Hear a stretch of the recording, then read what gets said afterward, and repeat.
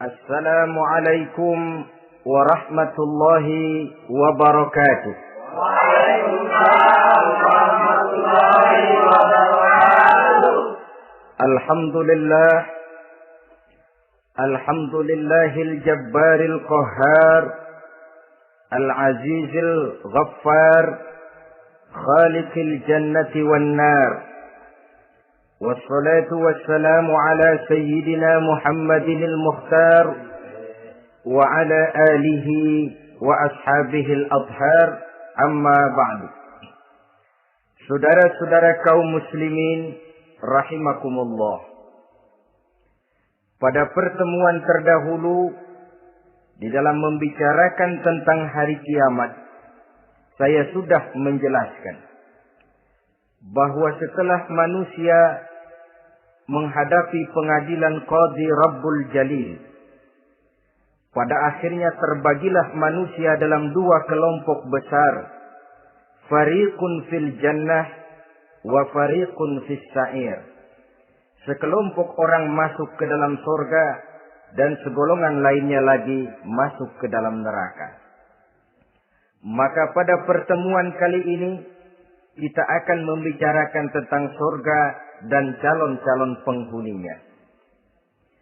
Surga dalam Al-Quran selalu disebut dengan kata-kata jannah, yang wujudnya surga itu sesungguhnya merupakan suatu tempat di akhirat nanti, yang di dalam tempat itulah Allah akan memberikan balasan berupa kenikmatan yang tiada terhingga kepada hamba-hambanya yang saleh, yang bentuk kenikmatan itu dijelaskan Allah dalam hadis kursinya. A'dadtu li'ibadiyas salihin ma la 'ainun ra'at wa la uzunun sami'at wa la khatar 'ala qalbil bashar. Aku sediakan buat hamba-hambaku yang saleh satu kenikmatan yang belum pernah dilihat oleh mata, belum pernah terdengar oleh telinga, dan belum pernah terdetik dalam hati manusia tentang kenikmatan yang semacam itu. Jadi kalaupun dalam banyak ayat-ayat Al-Quran Allah menggambarkan tentang surga yang di bawahnya mengalir sungai-sungai, jangan disamakan dan dibandingkan dengan sungai yang ada di dunia ini. Kalau surga bercerita tentang pohon dengan segala buah-buahnya, jangan samakan dengan pohon dan segala buah-buahan yang ada di dunia ini. Kalau surga bercerita tentang istana, tentang tempat tidur, tentang permadani dan sebagainya, seluruhnya tidak sama dan tidak bisa disamakan atau dibayangkan dengan yang kita hadapi dalam kehidupan di dunia ini. Di sanalah manusia akan menemukan kehidupan yang hakiki, yang sebenar-benarnya, yang tidak akan pernah berubah untuk selama-lamanya. Adapun kehidupan di dunia ini, boleh saja kita katakan kehidupan yang kamuflase, fata morgana, atau dalam bahasa agama sering disebut dengan kehidupan khayali. Ia berubah, ia bertukar, ia berganti oleh pergeseran masa dan pertukaran waktu. Kita jadi orang kaya di dunia, bagaimanapun kayanya kita, kekayaan itu tidak lain adalah kekayaan khayali namanya. Hari ini dia kaya, besok dia boleh jatuh bangkrut. Tengoklah orang-orang kaya di dunia ini, yang tidak cuma sekedar memperkaya diri untuk dirinya sendiri saja, tapi kadang-kadang sudah mempersiapkan untuk anak-anaknya, untuk cucu-cucunya, untuk iparnya, untuk besannya, pendeknya untuk seluruh keluarganya. Tidak cukup harta cuma untuk 1, 2, 3, bahkan sampai 7 keturunan. Tidak cukup dengan uang miliaran, malah triliunan. Tidak cukup dengan punya tanah yang luas, malah gunung dibeli, laut dibeli, langit pun kalau dijual mau dibeli. Sudah melampaui batas yang dinamakan kewajaran, dihinggapi penyakit rakus bin serakah alias tamak.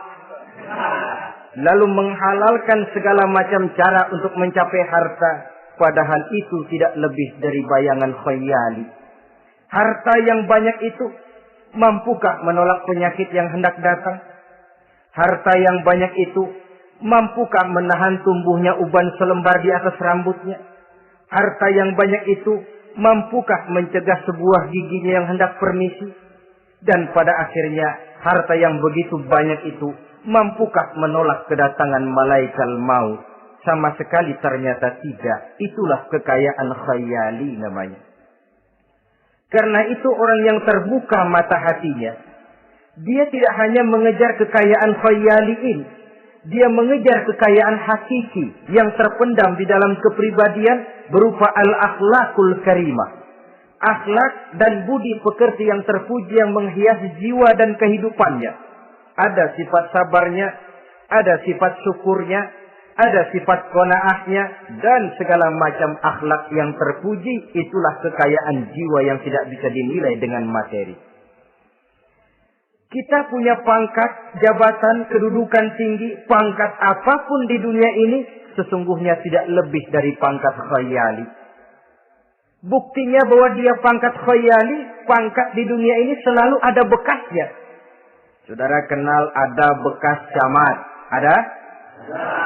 Ada bekas lurah, ada bekas gubernur, ada bekas menteri, ada bekas presiden. Hari ini dia lurah, besok bekas lurah. Hari ini dia camat, besok bekas camat. Hari ini dia menteri, besok bekas menteri. Pangkat khayali. Maka Quran menganjurkan jangan pangkat khayali yang kita kejar mati-matian. Sampai menggunakan sistem jilat atas, injak bawah, sikut kiri kanan, yang penting dapat kedudukan. Padahal itu tidak lebih daripada pangkat khayali. Quran menganjurkan carilah pangkat hakiki. Kedudukan di sisi Allah, maqam di sisi Allah, itulah pangkat yang sebenarnya. Apa jalan ke arah sana? Quran memberikan petunjuk. Wa minal laili fatahajjad bihi nafilatan lak asa an yab'asaka rabbuka maqaman mahmuda. Di keheningan malam, dikala orang tidur nyenyak, bangunlah engkau tahajud kepada Allah Tuhanmu. Pasti kalau itu kau laksanakan, Allah akan menempatkan engkau di satu tempat yang terpuji. Mendapat pangkat yang hakiki. Dan bukan sekedar pangkat khayal. Kita berusia muda kita ini pun muda khayali. Berapa lama kita muda? Hari berubah jadi minggu bertukar menjadi bulan pergi datanglah tahun. Pergeseran masa dan pertukaran waktu membuat kita jadi berubah. Kulit yang tadinya kencang jadi lentur dan keriput. Segalanya berubah. Oleh karenanya, pada kehidupan di surga nanti, orang akan menemukan kehidupan yang hakiki. Yang tidak akan pernah berubah untuk selama-lamanya. Kita akan mulai dengan menjelaskan bagaimana sebenarnya keadaan surga itu. Pertama, luasnya. Berapa sih luasnya surga? Dengan logika, sekarang ini dunia dihadapi dengan kekhawatiran terhadap peledakan penduduk yang nyaris tidak terkendali.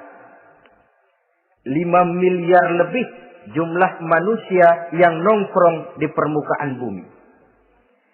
Tapi sesungguhnya planet bumi yang kita tinggali ini cuma satu planet kecil dari 9 buah planet yang berada dalam sistem tata surya matahari yang lazimnya kita namakan galaksi. Selain tata surya matahari yang namanya galaksi itu, masih terdapat lagi galaksi-galaksi lain yang dengan sendirinya juga dikitari oleh planet-planet lain. Dan bumi kita yang kita tinggali ini, yang dihuni oleh tidak kurang 5 miliar manusia, hakikatnya cuma setitik debu di tengah angkasa alam yang luas ini. Oleh karenanya, di dalam surah Ali Imran ayat 173, ayat 133, Allah Subhanahu wa taala menjelaskan, "Wasari'u ila maghfiratin min rabbikum wa jannatin arduha as-samawati wal ardu u'iddat lil muttaqin." bersegeralah kamu menuju ampunan Allah dan surga yang luasnya seluas langit dan bumi. Seluas langit dan bumi. Sedangkan langit oleh mata telanjang ini kan tidak pernah kelihatan. Yang nampak oleh kita biru di atas itu cuma batas titik pandangan manusia yang terjauh. Dan konon itu adalah refleksi sinar matahari yang menyentuh air laut, melahirkan warna biru. Sedangkan hakikat langit itu sendiri sampai hari ini belum terjangkau oleh kemajuan ilmu pengetahuan. Sejauh-jauhnya manusia pergi baru ke bulan. Mungkin dalam beberapa tahun mendatang dia akan pergi ke planet-planet Mars dan planet-planet lainnya. Tapi itu masih terbatas dalam sistem tata surya matahari atau galaksi kita ini. Belum lagi sampai kepada langit yang pertama. Surga yang disediakan untuk orang-orang saleh ini luasnya seluas 7 lapis langit dan bumi. Jadi saudara tidak usah berpikir khawatir di surga nanti kehabisan kapling. Di dunia ini saja masalah tempat tinggal sekarang ini jadi masalah pelik karena memang peledakan penduduk seiring dengan perkembangan tentang lapangan kerja yang harus disiapkan, sekolah yang mesti disediakan, sarana pendidikan yang harus disiapkan, rumah sakit untuk menjaga kesehatan, dan kompleks betul masalahnya. Tetapi di surga nanti, arduhas samawati wal ardh, luasnya seluas 7 lapis langit dan bumi. Satu keluasan yang hanya Allah saja yang maha tahu tentang batas-batasnya. Itu tentang luasnya surga. Lalu bagaimana keadaan di surga? Apakah ada bangunan-bangunan, taman-taman, kebun-kebun? Tentu ada. Di surga ada kebun yang tanamannya berupa tumbuh-tumbuhan dan menghasilkan buah-buahan yang buah-buahannya pun boleh dimakan oleh manusia karena tidak akan pernah ada larangan lagi dalam kehidupan di sana. Dalam surah Ar-Rahman ayat 54 misalnya kita dapati penjelasan dari Allah Subhanahu wa taala, "Wajanal jannataini dan." Begitu juga dalam surah Waqiah ayat 32 dan 33. Allah menjelaskan, "Wa fakihatin katsiratin la maqtu'atin wa la mamnu'ah." Dan di dalam surga itu terdapat buah-buahan yang sangat banyak sekali yang tidak pernah putus-putusnya, wala mamnu'ah, dan tidak dilarang untuk mengambilnya. Yang dimaksud la maqtu'ah, tidak terputus, artinya buah-buahan di surga itu begitu kita petik keluar lagi gantinya. Dipetik lagi keluar lagi gantinya. La maqtu'ah, tidak pernah putus. Lainkan pohon di dunia ini. Ini hari kita petik keluar lagi kapan? Musim tahun depan. Nungguin kita. La maqtu'ah, tidak pernah terputus buah-buahan itu. Wala mamnu'ah, dan tidak terlarang untuk memetiknya. Adakah pohon pisang? Pohon pisang ada. Anggur banyak. Delima pun ada.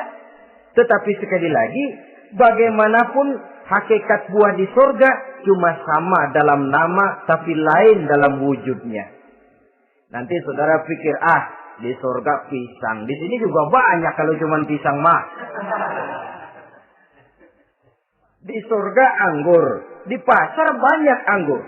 Ini cuma nama yang sama. Hakikatnya tentu berbeda. Sebab kalau hakikatnya juga sama, ya nggak usah sampai ke akhirat. Di sini pun cukup. Adanya nama-nama ini cuma untuk memberikan gambaran tentang buah-buah yang ranum, yang nikmat, yang lezat, dan yang digemari oleh manusia. Dan jangan heran, kalau di dunia ini biasanya pohon itu akarnya di bawah, buahnya yang di atas, maka di surga nanti terbalik pohon itu. Akarnya yang di atas, buahnya yang ke bawah. Sehingga orang nggak perlu tangga, Dan ngambil buah tinggal metik saja, nggak perlu naik, nggak perlu manjat, nggak perlu bersusah payah. Saudara-saudara kaum muslimin rahimakumullah.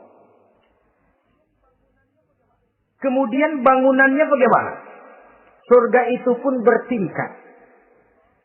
Di dalam Al-Furqan ayat 10 Allah Subhanahu wa taala menjelaskan, Tabarakalladzi in syaa'a ja'ala laka khairan min dzalik jannatun tajri min tahtiha al-anhar wa yaj'al laka qusura.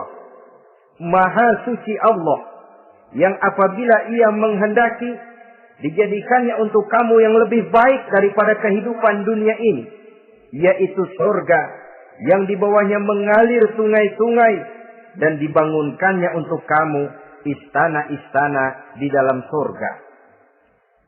Jadi bangunan di surga pun berbeda sesuai dengan amalan orang yang masuk ke dalamnya.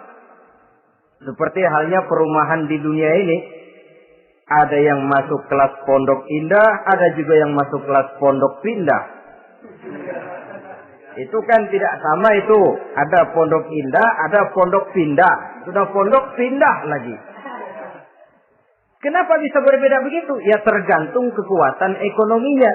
Makin tinggi nilai kekuatan ekonominya, makin mampu dia mendirikan istana di dunia.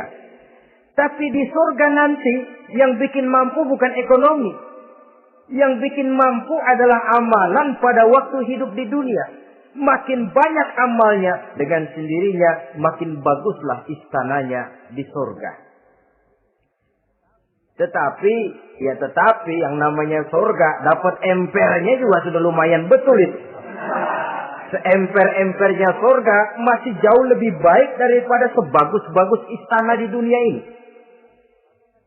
Taj Mahal, bangunan yang mengagumkan. Istana Raja Persia, bangunan yang menggiurkan. Sehebat-hebatnya istana dunia, masih jauh lebih mending empernya surga. Konon ya, menurut satu riwayat, baunya surga itu sudah bisa dicium 40 tahun perjalanan. Menurut riwayat lain 500 tahun perjalanan. Menurut riwayat satu lagi 70 tahun perjalanan. Baunya surga sudah dapat dicium oleh manusia. Saudara-saudara kaum muslimin rahimakumullah. Nah, di dalam bangunan-bangunan surga itu, seperti halnya terdapatlah kamar-kamar ghuraf dalam istilah Quran itu, yang juga berisi dipan, ranjang, tempat-tempat tidur yang indah-indah, dilengkapi dengan kasur-kasur yang tebal dan empuk, bantal dan permadani yang daripadanya bertahtakan emas. Terulah tempat tidur paling menggiurkan kita zaman sekarang ini yang namanya Dunlopillow atau Alga Spring Bed. Sejauh itu bayangan kita menggambarkan masih belum apa-apanya ketimbang tempat tidur yang ada di surga itu nanti. Saudara-saudara kaum muslimin, apakah juga penduduk surga makan, minum, memakai pakaian? Iya. Mereka akan beroleh gelas, piala, kendi, cerek, dan piring-piring yang terbuat dari emas dan perak. Tentu tidak usah gambarkan lagi macam emas dan perak di dunia. Emas dan peraknya akhirat, saudara-saudara. Tetap saja mana ainun ra'at, wala uzunun sami'at, wala khatara fi qalbil bashar. Belum pernah dilihat mata, belum pernah didengar telinga, dan belum pernah terdetik dalam hati manusia tentang wujud yang semacam itu. Apa pakaian mereka? Pakaian penduduk surga dari sutra yang lembut dan tebal, berwarna hijau. Kemudian saudara-saudara, sungai juga mengalir di sana. Mata airnya antara lain berwarna jernih. Ada yang air susu, ada yang sungai madu, ada yang khamar atau sungai arak. Dan penduduk surga boleh meminumnya. Tidak ada larangan sama sekali. Timbul pikiran konyol, kalau di surga orang pada minum arak, apa banyak yang teler di surga? Ya tentu tidak. Sebab di sana saya katakan tadi kehidupan yang hakiki. Segalanya diperbolehkan, segalanya dipersilahkan. Nah, lalu untuk masuk ke surga itu apa melalui pintu? Memang melalui berbagai macam pintu. Dan ada pintu-pintu khusus yang tidak boleh dimasuki orang lain. Sayyidina Abu Bakar Siddiq radhiyallahu an pernah bertanya tentang hal itu kepada baginda Nabi. Ya Rasul, apakah di surga ada pintu-pintu khusus? Ada, Abu Bakar. Ada di dalam surga itu pintu yang namanya Rayyan. Tidak boleh masuk ke pintu itu melainkan orang-orang yang puasa. Orang-orang yang rajin puasa, mereka akan masuk ke surga melalui satu pintu yang dinamakan Babur Rayyan atau pintu Rayyan. Ada pintu jihad yang masuk lewat itu hanya mereka orang-orang yang waktu di dunia sepanjang hidupnya berisi jihad, menegakkan dan meninggikan kalimat Allah. Ada Babus Sadaqah, pintu yang hanya boleh dilewati oleh orang-orang yang rajin bersedekah, ringan tangan dalam memberikan bantuan kepada orang-orang yang memang memerlukannya. Dan setiap orang melalui pintu yang sesuai dengan amalannya masing-masing. Ketika itu Abu Bakar bertanya, ya Rasul, apa ada orang yang dipanggil dari tiap pintu? Tiap pintu manggil dia. Kata Nabi, ada Abu Bakar, dan saya doakan kau masuk salah satu di antara orang yang dipanggil dari tiap pintu. Ini orang multi komplek ini. Puasa, dia ahli puasa. Soal jihad, sepanjang hidupnya dia jihad. Sedekah memang tangannya pemurah. Tahajud memang tiap malam. Sementara itu akhlaknya luhur. Tiap pintu manggil dia. Dalam hadis ada juga perempuan yang bernasib baik. Dijelaskan oleh Nabi. Iza sallatil mar'atu khamsaha. Wa samat sahraha. Wa hafizat farjaha wa ata'at zawjaha qila laha udkhuli min ayyi abwabil jannati syi'ti. Apabila seorang perempuan dia kerjakan salat yang 5 waktu, dia puasa di bulan Ramadan, dia jaga kehormatan dirinya, kemudian dia taat kepada suaminya, di akhirat nanti dikatakan kepada perempuan tadi, wahai perempuan, udkhuli min ayyi abwabil jannati syi'ti.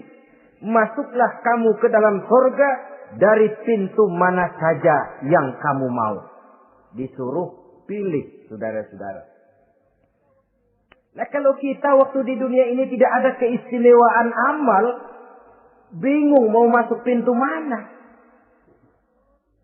Ramadan puasanya kayak gendang. Depan doang sama belakang, penutupan sama pembukaan, peserta kehormatan. Tengah-tengahnya kosong. Nanti mau masuk pintu Rayyan, ditanya, ini pintunya orang yang puasa. Kamu puasa Ramadan? Puasa juga sih. Puasa juga sih bagaimana? Iya, pembukaan mau penutupan. Tengahnya kosong, nggak bisa lewat pintu sini, cari pintu lain saja. Mau masuk kita lewat pintu jihad. Ditanya lagi, kamu lewat sini apa merasa pernah berjuang membela agama waktu di dunia? Mau lewat pintu sholat, apa kau termasuk orang yang konsekuen menjaga sholat? Bersyukurlah kita kalau tiap pintu memanggil. Kalau tidak, adalah salah satu amal kita yang menunjukkan keistimewaan kita. Karena itu beramal nggak perlu banyak, yang penting rutinnya, istiqomahnya. Ahabbul a'mali indallah adwamuha wa in qalla. Amalan yang paling dicintai Allah yang dikerjakan secara tuntas walaupun tidak banyak. Saudara baca ayat Quran nggak banyak, satu malam cuma 3 ayat, tapi rutin tiap malam 3 ayat, tiap malam 3 ayat. Itu lebih dicintai Allah daripada sekali ngaji 1 juz, terus 3 bulan nggak ngaji-ngaji. Lebih baik yang sedikit-sedikit ini tapi rutin, dia akan menjelma menjadi amalan yang banyak daripada sekalinya banyak lalu ke belakangnya malah tidak ada sama sekali. Hendaknya ada amalan-amalan kita yang menunjukkan keistimewaan dan kelak akan menjadi pintu yang kita tempuh di surga nanti. Apabila kita sudah melalui pintu-pintu surga itu dan tinggal di dalamnya, dengan pakaian, dengan perhiasan, dengan makanan dan minuman sebagai yang saya sebutkan tadi, maka kita pun dalam kehidupan di sana akan dilayani oleh pelayan-pelayan muda. Yatufu alaihim wildanun mukhalladun. Pelayan-pelayan yang muda itu keliling melayani apa keperluannya dan tidak pernah tua pelayan itu, sebagaimana kita pun tidak akan pernah tua. Pendeknya sudah jadi king of king di surga ini. Jadi raja di raja. Fasilitas serba cukup, apa yang kita mau tersedia, tidak ada larangan dan pelayan seperlunya diberikan kepada kita. Nah, bagaimana keadaan penduduk surga? Dari Imam Turmuzi dijelaskan satu hadis, berkata Hasan al-Basri, ahlul jannati kulluhum abna'u salasa wa salasin sana. Mereka rata-rata orang-orang muda penduduk surga itu. Umurnya tidak lebih 33. Ya, muda-mudanya, cakep-cakepnya, ganteng-gantengnya. Pantas kalau satu hari ada perempuan tua menghadap Rasul. Ya Rasul, saya ahli ibadah. Saya beriman kepada Allah. Saya cinta kepada Islam. Apakah saya akan masuk surga ya Rasul? Nabi senyum. Enggak bu, nenek-nenek enggak masuk surga. Itu perempuan nangis sejadi-jadinya. Ya Rasul, kalau gitu sia-sia tahajud saya. Sia-sia puasa saya. Sia-sia segala macam ibadah saya. Nenek-nenek enggak masuk surga ya Rasul. Sayang benar segalanya ini. Rasul kemudian menghampiri perempuan tadi. Bu, kalau yang ibu bilang itu benar, ibu masuk surga. Cuman di sana ibu balik muda lagi. Kulit nggak kempot kayak begitu. Rambut nggak putih macam begitu. Ibu nanti di surga bakal jadi muda lagi. Salasa wa salasin. Umur 33 tahun. Rata-rata seluruh penduduk surga umurnya begitu. Tidak ada yang tua, tidak ada yang anak-anak, tidak ada yang remaja, rata-rata segitu. Nah, lalu bagaimana? Di surga hati mereka menjadi satu. Di antara sesama penduduk surga. Tidak ada yang iri hati, tidak ada yang punya sifat dendam. Itu keadaan di surga. Walaupun bertetangga, yang satu bisa mengunjungi yang lain, yang satu bisa nengokin yang lain. Tapi tidak ada sifat iri hati dan dengki. Tidak ada yang satu datang ke tempat saudaranya di surga. Loh, kapling lo lebih luas dari gua. Ini nggak ada Tuhan. Tidak ada. Semuanya hati sudah menjadi satu. Tidak ada dendam, tidak ada iri hati. Kan jauh bedanya dengan kehidupan di dunia ini toh. Kadang-kadang di dunia ini begitulah romantikanya. Kita melarat, disuraki orang. Kita sedikit kaya, diselidiki orang. Ada saja yang iri, ada saja yang hasut. Dan selalu mencari cara untuk menjatuhkan kita. Di surga, hal semacam itu tidak akan kita temui. Orang tidak punya sifat iri hati dan dendam. Lalu bagaimana lagi keadaan penduduk surga itu? Mereka selalu merasa senang dan bahagia. Tiap hari, tiap saat yang dirasakan cuma itu saja. Tidak diselingi seperti kehidupan di dunia ini. Di mana senang berseling dengan susah, bahagia berganti dengan derita. Ada senyum bahagia, ada tangis menahan derita. Itu romantika kehidupan di dunia. Di akhirat itu tidak akan pernah ditemui dalam surga nanti. Orang selalu merasa senang karenanya di sana tidak ada keluh kesah. Tidak ada orang yang murung. Tidak ada orang yang narik nafas panjang sambil menghitung bintang di langit. Selalu merasa senang dan selalu merasa bahagia. Lalu bagaimana kondisi fisik mereka? Di surga tidak ada orang yang cacat. Baik ia cacat rohani ataupun cacat jasmani. Seperti yang kita temui di dunia ini, ada saja cacatnya. Kadang-kadang jasmani sehat, rohaninya sakit. Kadang-kadang rohaninya bagus, jasmaninya cacat. Di surga, orang sempurna, komplit, cukup. Tidak ada yang cacat rohani ataupun yang cacat jasmani. Kalau dalam kehidupan di dunia ini mereka cacat, bagaimana? Mereka akan utuh dan sempurna apabila masuk ke dalam surga. Dan di surga, sungguh pun mereka makan, sungguh pun mereka minum, mereka tidak akan pernah buang air. Baik air besar maupun air kecil. Sebab kalau makan dan minum di surga harus buang air, tentu malaikat harus menyediakan WC. Dan kalau surga sudah ada WC, tentu tinja yang repot.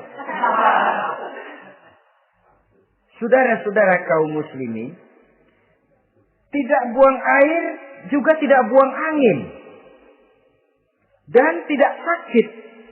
Tidak terkena penyakit. Penyakit apapun namanya, sudah di surga itu daerah bebas penyakit. Jadi barangkali kalau keluar ke halaman surga nggak pakai baju masuk angin, tidak. Kalau di sana repot nyari duit kerokan. Segalanya sempurna, segalanya cukup. Lalu bagaimana kalau tiap saat mereka makan, tiap saat mereka minum tapi tidak buang air? Konon keringat yang keluar dari mereka, tubuh mereka. Dan keringat yang keluar itu mengandung bau kasturi yang amat sangat harum baunya.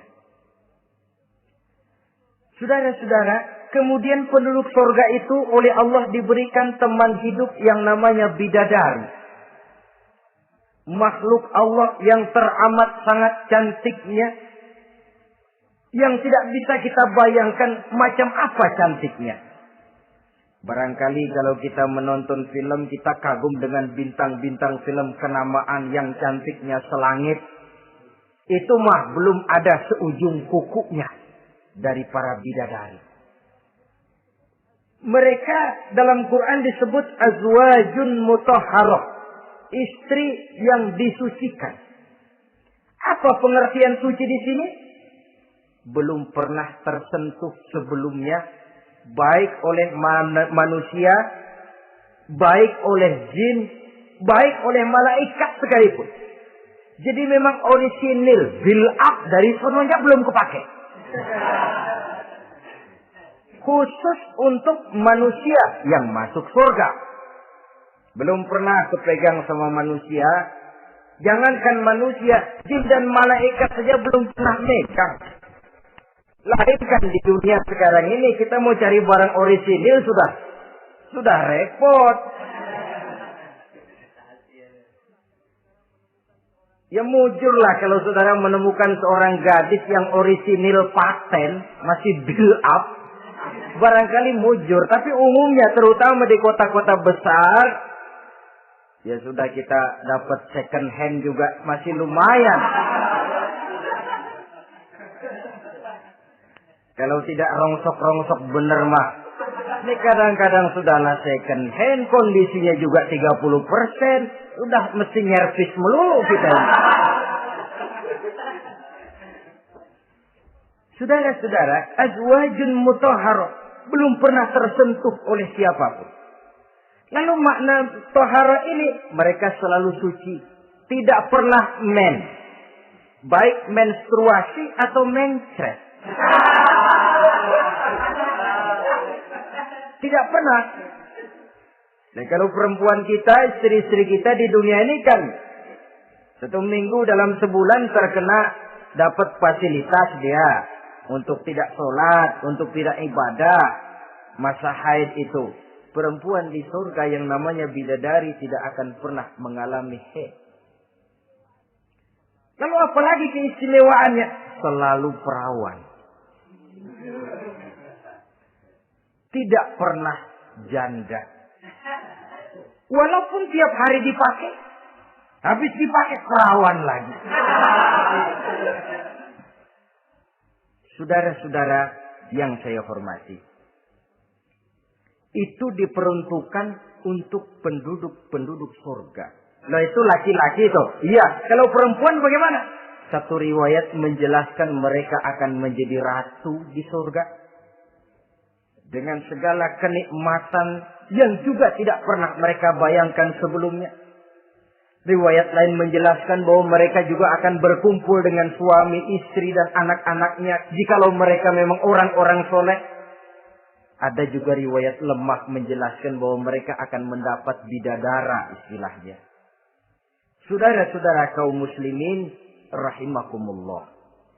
Pendeknya surga dan seluruh kenikmatan yang ada di dalamnya tidak pernah mata melihat, belum pernah telinga mendengar, belum pernah terdetik dalam hati manusia. Oh, di surga begini kali ya. Berbeda dengan itu.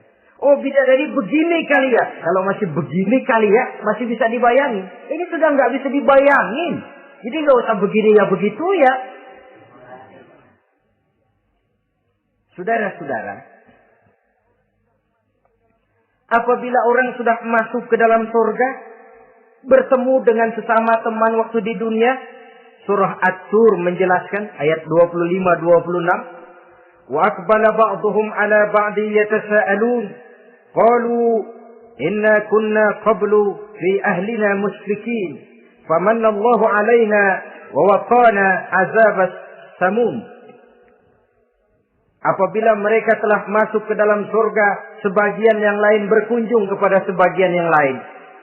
Cara kita belah sono, ini teman kita dulu waktu dunia, yuk samperin yuk. Ba'duhum ala ba'di yatasaalun, saling tanya menanya.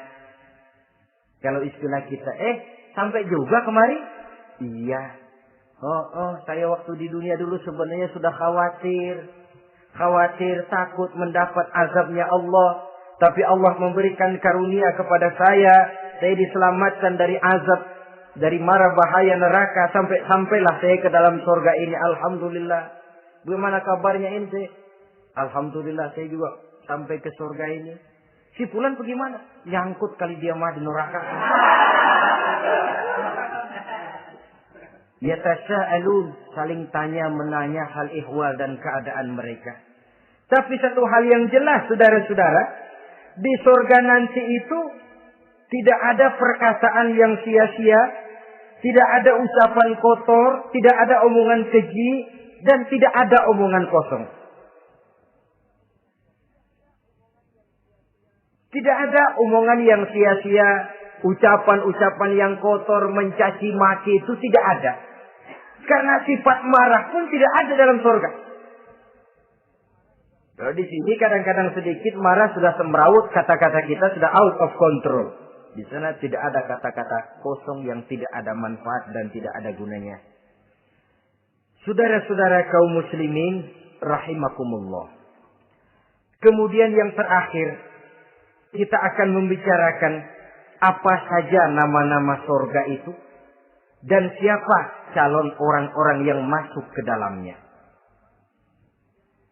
Pertama, yang dinamakan Jannatul Firdaus atau surga Firdaus. Surga Firdaus ini oleh Allah Subhanahu wa taala disediakan untuk orang yang dijelaskan dalam surah Al-Mu'minun ayat 1 sampai dengan 11. Qad aflahal mu'minun. Beruntunglah orang-orang yang beriman. Jadi kalau saudara ingin dapat kapling di tempat yang namanya Firdaus, itu boleh pesan mulai sekarang. Nafas masih ada, Allah masih memberikan kesempatan untuk hidup, pesan tempat dari sekarang. Apa harga karcisnya? Pertama, qad aflahal mu'minun, harus beriman. Ini syarat mutlak. Tidak beriman, nggak usah minta karcis. Minggir. Ini karcis pertama harus untuk orang yang beriman. Setelah itu yang kedua apa? Allazina hum fi salatihim khashi'un. Mereka yang khusyuk di dalam solatnya. Jadi untuk mendapat tiket ke surga Firdaus itu setelah beriman khusyuk di dalam solat. Artinya khusyuk tarkul ghair li ajlil amal. meninggalkan yang lain dan hanya memfokuskan diri kepada satu pekerjaan yang sedang dihadapi. Kalau kita makan sambil ngobrol, itu namanya makannya nggak khusyuk. Sebab ada sambil ngobrolnya. Nah, sholat yang khusyuk, sholat yang di dalamnya tidak berisi yang lain kecuali sholat itu. Meninggalkan yang lain dan hanya memfokuskan diri saja untuk melaksanakan suatu amalan. Dan sholat khusyuk itu berat. Kadang-kadang waktu mau sholat kita nggak ingat apa-apa. Begitu sudah masuk takbir yang kita lupa malah kita ingat. Itu kurang ajarnya iblis. Mau sholat nyari dompet nggak ketemu, begitu takbir. Aduh, dompet di atas meja. Ini kalau sembahyang lama-lama digerataki orang nanti nih. Mulai kocar-kacir sholat kita. Makanya kata Imam Nawawi, sudah dinamakan khusyuk untuk tingkatan orang awam. Kalau pada waktu takbir dia ingat Allah. Begitu aja dulu dah tingkatan orang awam itu. Sebab yang namanya khusyuk itu hudurul qalbi wa sukunul jawarih. Hatinya ikut sholat, anggota badannya tenang tentram di waktu sholat. Khusyuk. Kalau waktu sholat garuk sono, garuk sini, kaki ketekas, ketekus. Sudah, anggota badannya nggak khusyuk.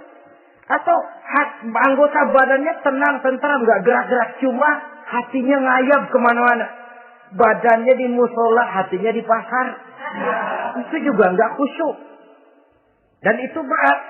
Karena itu, ini syarat kedua untuk mendapat tiket ke Firdaus. Imam Ali saja pernah dites oleh Rasul. Ya Ali, saya ya Rasul. Kalau kau bisa sembahyang khusyuk, aku boleh kasih kau serban.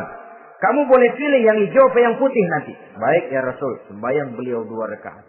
Selesai salam ditanya, yang mana sorbannya Li? Kata Imam Ali, yang hijau ya Rasul. Belum nengok, udah yang hijau ya Rasul. Kata Nabi, kalau begitu ente nggak khusyuk Li. Kenapa? Mungkin tadi waktu sujud mikirin, ntar kalau gua ditawarin milih yang hijau aja dah. Belum nengok sudah menjawab. Saudara-saudara, yang ketiga, wallazina hum 'anil lagwi mu'ridun.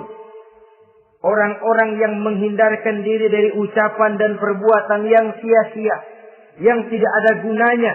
Ini tiket yang syarat yang ketiga untuk mendapat tiket ke Firdaus itu menghindarkan diri baik dari ucapan ataupun perbuatan yang sia-sia, yang tidak ada nilainya baik dalam pandangan manusia, lebih-lebih lagi dalam pandangan Allah. Yang keempat, wallazina hum lizzakati fa'ilun. Mereka yang aktif membayar zakat. Kemudian yang kelima, wallazina hum lifurujihim hafizun illa ala azwajihim aw ma malakat aymanuhum fa innahum ghairu malumin. Orang-orang yang memelihara kehormatan dirinya kecuali kepada istrinya atau kepada budak sahayanya. Pandai mengendalikan nafsu, tidak terperosok memperturutkan syahwatnya. Yang keenam, wallazina hum li amanatihim wa ahdihim ra'un. Orang yang pandai menjaga amanah dan pandai menepati janji. Saudara-saudara, kalau janji ditepati, sebab janji adalah hutang. Yang ketujuh, wallazina hum ala shalawatihim yuhafizun. Mereka juga selalu memelihara, tidak cuma sekedar khusyuk, tapi memelihara salat dengan baik. Ayat ke-11 dari Al-Mu'minun ini ditutup oleh Allah dengan jelas, ulaika humul warisun allazina yarisuna al-firdausa hum fiha khalidun. Mereka itulah para ahli waris yang akan menerima warisan berupa surga Firdaus dan mereka kekal di dalamnya. Kalau tadi sudah kita tangkap bahwa begitu besar kenikmatan yang ada di dalam surga, ternyata barang yang mahal memang tidak mudah untuk didapat. Saudara-saudara, inilah surga Firdaus. Adapun yang kedua, nama surga itu disebut dalam Quran Jannatu Adnin. Surga Aden. Untuk siapa mereka? Dalam surah Ar-Ra'd ayat 22 dan 23 Allah menjelaskan wallazina sabaru ibtigha'a wajhi rabbihim wa aqamus shalah wa anfaqu mimma razaqnahum sirran wa 'alaniyah wa yadra'una bil hasanati sayyi'ata ulaika lahum 'uqbad dar jannatu 'adnin yadkhulunaha. Dan orang-orang yang sabar, wallazina sabaru, orang-orang yang sabar. Sabar dalam apa? Ibtigha'a wajhi rabbihim, dalam menuntut keridhaan Allah. Sabar dalam mencari keridhaan Allah. Sujud mencari keridhaan Allah, sabar. Puasa mencari keridhaan Allah, sabar. Melaksanakan segala macam ibadah untuk mencari keridhaan Allah, sabar. Ini syarat untuk mendapat tiket ke surga Aden nanti. Jannatu Adnin. Sabar dalam mencari ridho Allah. Apalagi di zaman sekarang katanya persaingan hidup makin tajam, lapangan kerja makin sulit, mental hipokrit makin merajalela, golongan munafik alias bunglon ada di mana-mana. Kalau nemplok di daun kuning, warnanya kuning. Hinggap di daun hijau, dia jadi hijau. Nempel di dahan coklat, jadi coklat. Menjilat ke sana kemari. Bukan untuk mendapat ridho Allah kadang. Tapi untuk mendapat ridho atasannya. Mendapat restu atasannya. Ini kan realita dalam kehidupan. Saudara-saudara, mencari muka. Padahal seorang muslim ibtigha'a wajhi rabbihim, sabar dalam mencari ridho Allah. Lalu wa aqamus shalah, mereka mendirikan salat. Di sini hanya pengertian umum, mendirikan salat. Kalau dalam Firdaus tadi ditegaskan tidak cuma sekedar mendirikan tapi juga khusyuk dan memelihara. Ini mendirikan, saudara-saudara. Maaf, ada orang yang mengerjakan sholat, ada orang yang mendirikan sholat. Apa bedanya itu? Kalau mengerjakan sholat cuma sekedar gugur kewajiban. Pokoknya gugur kewajiban beres. Kadang-kadang pulang sembahyang Jumat nyabet sendal. Enggak sembahyang dia. Sembahyang. Kok nyolong sendal pulangnya? Itu baru ngerjain sholat. Belum mendirikan sholat. Kalau mendirikan sholat, selesai sholat, ajaran sholat diterjemahkan dalam kehidupan. Itu mendirikan namanya. Ada istimror, kontinuitas alias kesinambungan. Selesai sholat, akhlak sholat, ajaran sholat diterjemahkan di luar sholat. Itu makna aqamus sholat. Apalagi syarat yang ketiga untuk mendapat tiket ke surga Aden ini? Wa anfaqu mimma razaqnahum sirran wa 'alaniyah. Menginfakkan, membelanjakan di jalan Allah rezeki yang diberikan kepada mereka, baik terang-terangan maupun sembunyi-sembunyi. Maka sedekah itu terang-terangan baik, sembunyi-sembunyi juga baik kalau niatnya ikhlas karena Allah. Terang-terangan baik. Kenapa? Untuk merangsang orang lain supaya berbuat seperti kita. Bukan untuk dipuji. Bukan untuk mendapat ria. Saudara-saudara, saya yang miskin nyumbang 100.000. Saudara berapa yang kaya? Ini boleh untuk merangsang orang lain. Tapi kalau untuk ria, itu tentu dilarang oleh agama. Terang-terangan boleh. Sembunyi juga boleh. Bahkan itu yang dianjurkan oleh Nabi. Tangan kiri tidak tahu apa yang diberikan oleh tangan kanannya. Saudara-saudara, lalu yang keempat, wa yadra'una bil hasanati sayyi'ata. Mereka menolak kejahatan dengan kebaikan. Dia hanya tidak berteriak-teriak tentang kemiskinan, tapi melakukan usaha bagaimana mengatasi kemiskinan.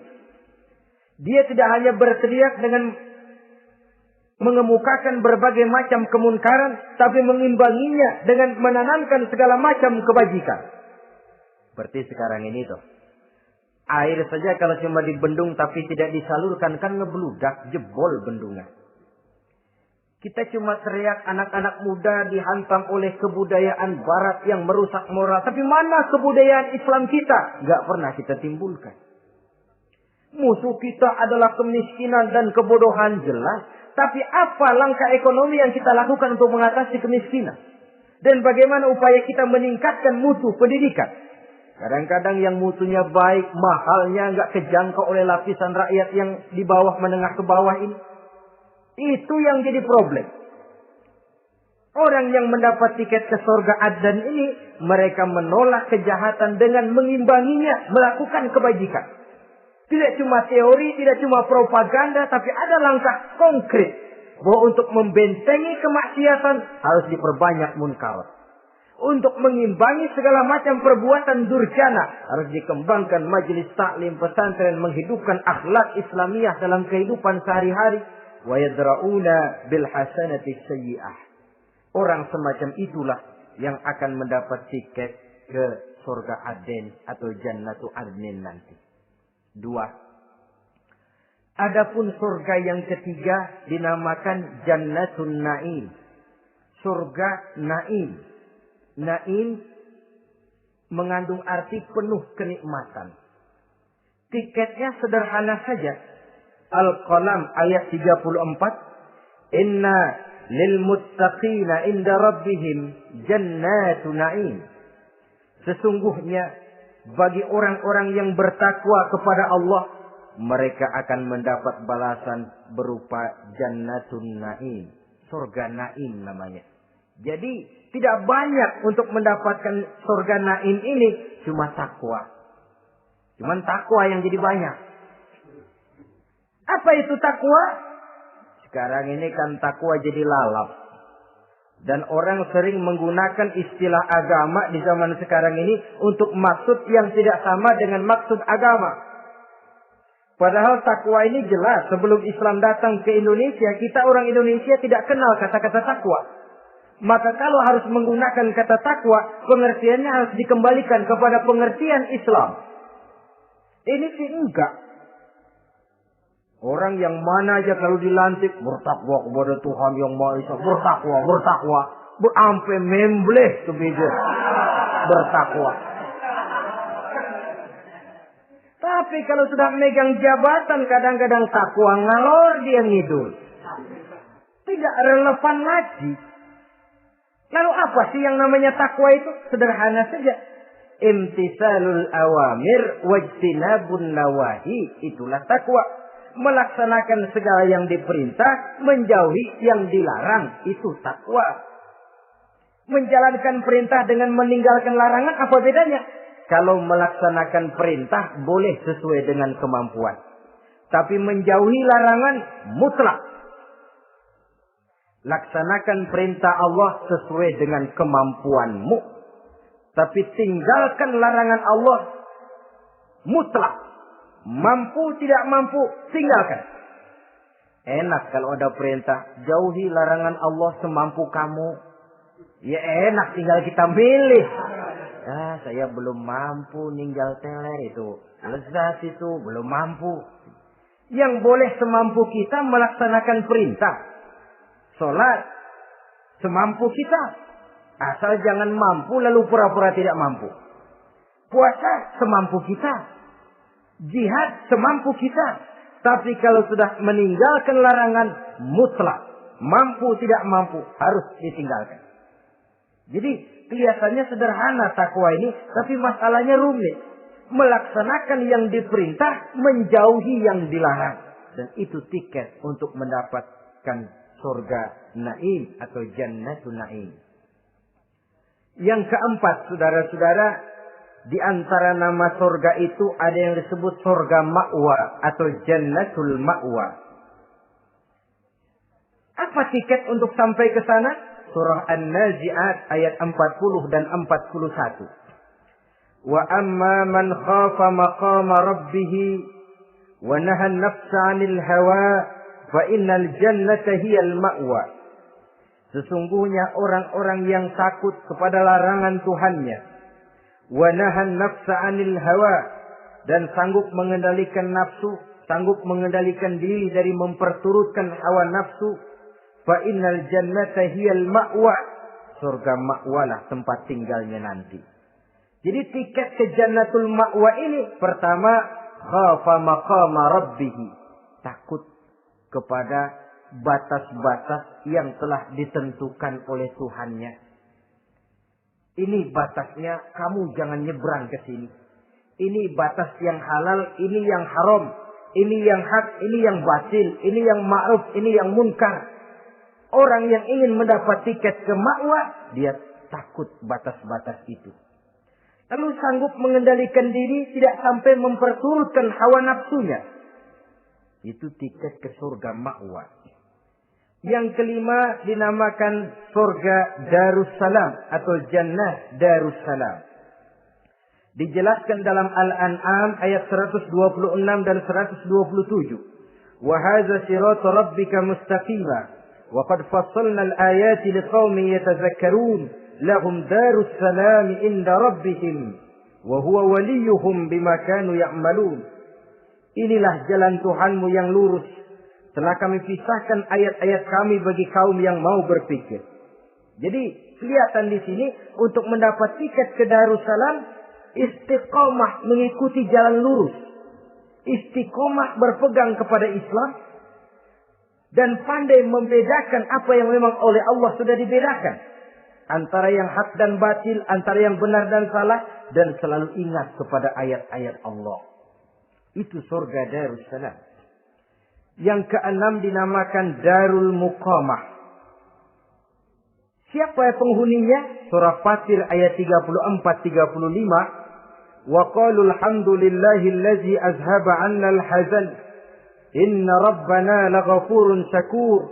Allazi ahallana darul muqamah min fadlihi. La yamassuna fiha nasabun wa la yamassuna fiha lughub.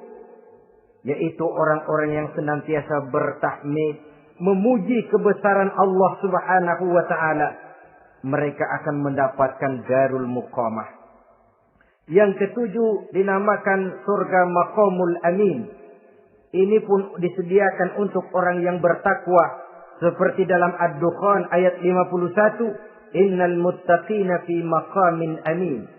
Dan yang terakhir, yang kedelapan adalah surga khuldi atau Jannatul Khuldi. Dalam surah Al-Furqan ayat 15 dijelaskan, qul adzalika khairun am jannatul khuldi allati wu'idal muttaqun kanat lahum jazaan wa masira. Saudara-saudara kaum muslimin rahimakumullah. Oleh terbatasnya waktu, inilah sekelumit tentang surga dan calon-calon penghuninya. Mudah-mudahan dijadikan kita oleh Allah termasuk salah seorang di antara calon-calon yang kelak akan menjadi penghuni surga, mendapat kenikmatan yang kekal dan abadi di dalamnya. Amin ya rabbal alamin. Terima kasih atas segala perhatian. Mohon maaf atas segala kekurangan. Usikum wa nafsi bitaqwallah. Wassalamualaikum warahmatullahi wabarakatuh.